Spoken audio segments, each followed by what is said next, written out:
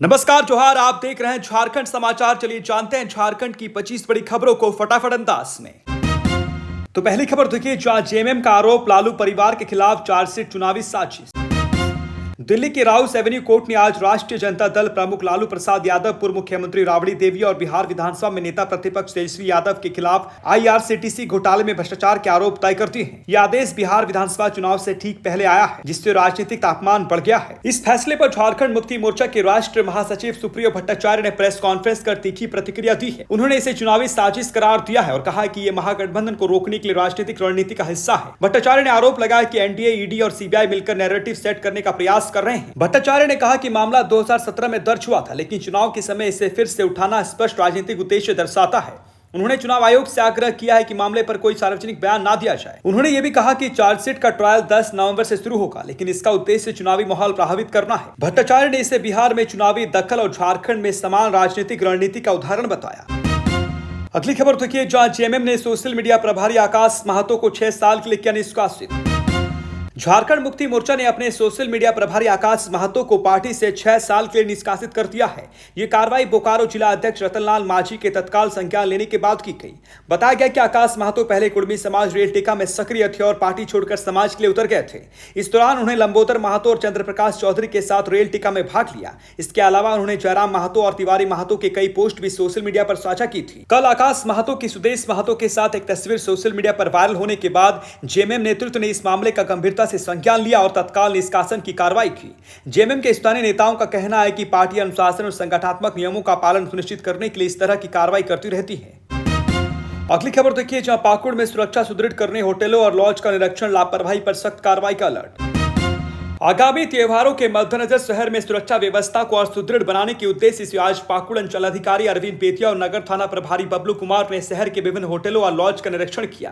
निरीक्षण के दौरान अधिकारियों ने सीसीटीवी कैमरों की स्थिति, आगंतुक रजिस्टरों का संधारण और कमरों की स्थिति की सघन जांच की। होटल संचालकों को निर्देश दिया गया कि वे सभी आगंतुकों का पूरा विवरण रजिस्टर में दर्ज करें और सीसीटीवी कैमरों को हर समय चालू रखें। अंचल अधिकारी अरविंद बेतिया ने कहा कि त्योहारों के दौरान जिले में शांति, सुरक्षा और सौहार्दपूर्ण वातावरण बनाए रखना प्रशासन की प्राथमिकता है। उन्होंने चेतावनी दी कि सुरक्षा मानकों का उल्लंघन या लापरवाही बर्दाश्त नहीं की जाएगी। नगर थाना प्रभारी बबलू कुमार ने कहा कि निरीक्षण का उद्देश्य न केवल सुरक्षा व्यवस्था की समीक्षा करना है, बल्कि होटल और लॉज संचालकों को सतर्क और जिम्मेदार बनाना भी है। प्रशासन ने यह सुनिश्चित किया कि शहर में सभी सार्वजनिक और निजी आवास स्थान सुरक्षित और व्यवस्थित रहे। अधिकारियों ने आगामी पर्व त्योहारों में सुरक्षा और नियंत्रण बनाए रखने के लिए नियमित निरीक्षण जारी रखने का भरोसा दिया। अगली खबर देखिए, जहां सरयू राय ने स्वास्थ्य मंत्री को लिखा पत्र, एमजीएम अस्पताल के लिए अनुश्रवण समिति गठित करने का आग्रह। जमशेदपुर पश्चिमी के विधायक सरयू राय ने स्वास्थ्य मंत्री डॉक्टर इरफान अंसारी को पत्र लिखकर एमजीएम अस्पताल की सुचारू संचालन और मरीजों एवं उनके परिजनों के लिए सुविधाओं को सुनिश्चित करने हेतु सक्षम अनुश्रवण समिति गठित करने का आग्रह किया।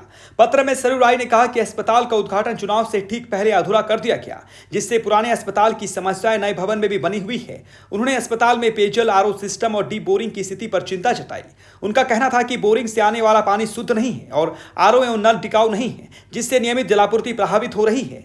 सरयू राय ने बताया कि पिछले 1 वर्ष में पीने का पानी नियमित उपलब्ध नहीं हो पा रहा है और मरीजों के परिजन लगातार शिकायत कर रहे हैं। उन्होंने आशंका जताई कि अगर सक्षम अनुश्रवण समिति नहीं बनी तो अस्पताल की परिचालन समस्याएं और जन सुविधाओं की कमी बनी रहेगी।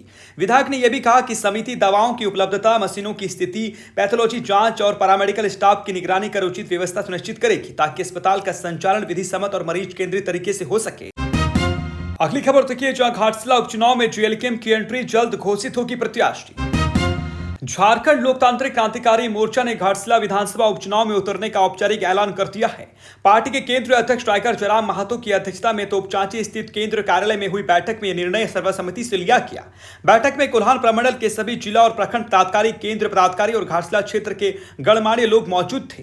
बैठक के बाद केंद्रीय वरीय उपाध्यक्ष देवेंद्रनाथ महतो ने बताया कि जेएलकेएम पूरी ताकत के साथ घाटशिला उपचुनाव में हिस्सा लेगी। उन्होंने कहा कि बहुत जल्द कोल्हान प्रमंडल के नेताओं और कार्यकर्ताओं की बैठक बुलाकर घाटशिला क्षेत्र में प्रत्याशी का चयन किया जाएगा। इसके बाद नाम को केंद्र कमेटी की स्वीकृति के बाद आधिकारिक रूप से घोषित किया जाएगा।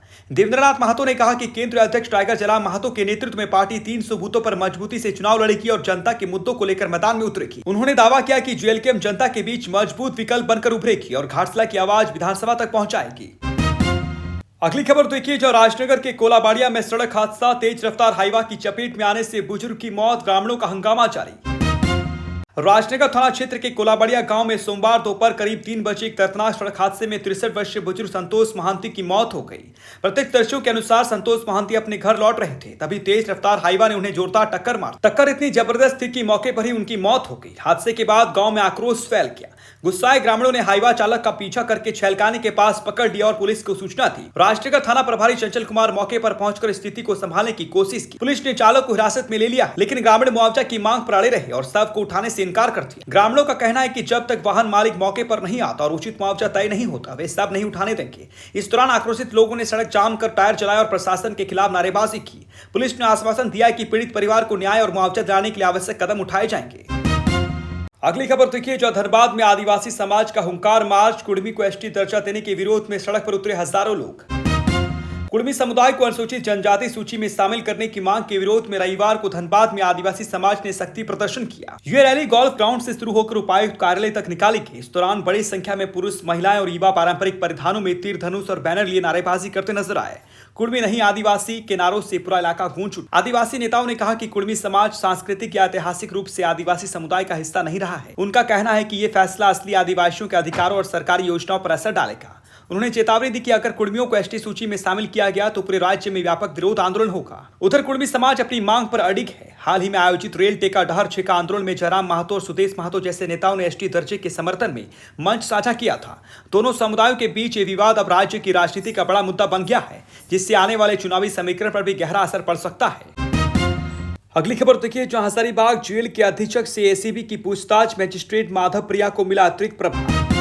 जयप्रकाश नारायण केंद्र कारागार हजारीबाग के अध्यक्ष जितेंद्र सिंह एक बार फिर विवादों में हैं। बिना किसी अधिकृत सूचना के अचानक ड्यूटी से गायब होने के बाद सोमवार को वे एसीबी मुख्यालय में देखे गए, जहां उनसे कई घंटों तक पूछताछ की गई।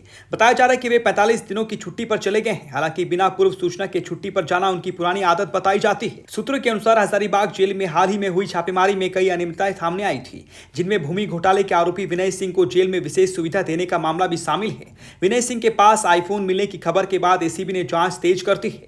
माना जा रहा है कि इसी मामले में अधीक्षक से पूछताछ की गई है। जेल आईजी सुदर्शन मंडल ने पुष्टि की कि फिलहाल वरीय दंडाधिकारी माधव प्रिया को जेल अधीक्षक का अतिरिक्त प्रभार सौंपा गया है। उन्होंने कहा कि जितेंद्र सिंह के ड्यूटी पर लौटने के बाद स्थिति स्पष्ट होगा। उधर एसीबी विनय सिंह और उनके करीबी अधिकारियों की भूमिका की गहराई से जांच कर रही है।